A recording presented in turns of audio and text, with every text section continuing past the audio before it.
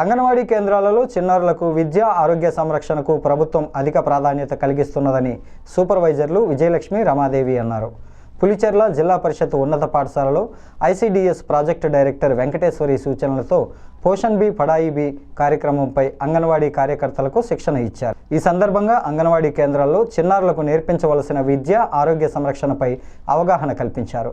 ఈ కార్యక్రమంలో ఎంపీడీఓ రాజశేఖర్ బాబు, ఎంఈఓలు సిద్ధారామయ్య, పోకల తాతయ్య, హెచ్ఎం సయ్యద్ వలి, ట్రైనీ పర్సన్ వెంకట శివ, సయ్యద్ బాషా తదితరులు పాల్గొన్నారు. మే 10వ తేదీన అప్పటి కేంద్ర మహిళా శిశు సంక్షేమ శాఖ మంత్రి అయిన శ్రీమతి అన్నపూర్ణాదేవి గారు ప్రారంభించారు.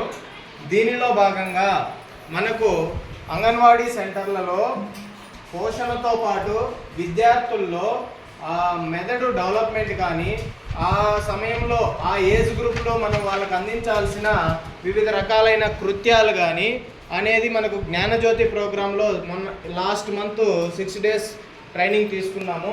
అది ప్రతి సంవత్సరం కొనసాగుతుంది మేడం. 2026-27 విద్యా సంవత్సరం వరకు కొనసాగుతుంది. ఎన్ఈపి 2020లో భాగంగానే సాల్ట్ మార్నింగ్ సార్ చెప్పినట్టు సాల్ట్ ప్రోగ్రాంలోనే ఈసీసీఈ కూడా ఉంది. ఈసీసీఈలోనే ఈ 3 రోజులు మీకు శిక్షణ ఇవ్వబోతున్న పోషణ బి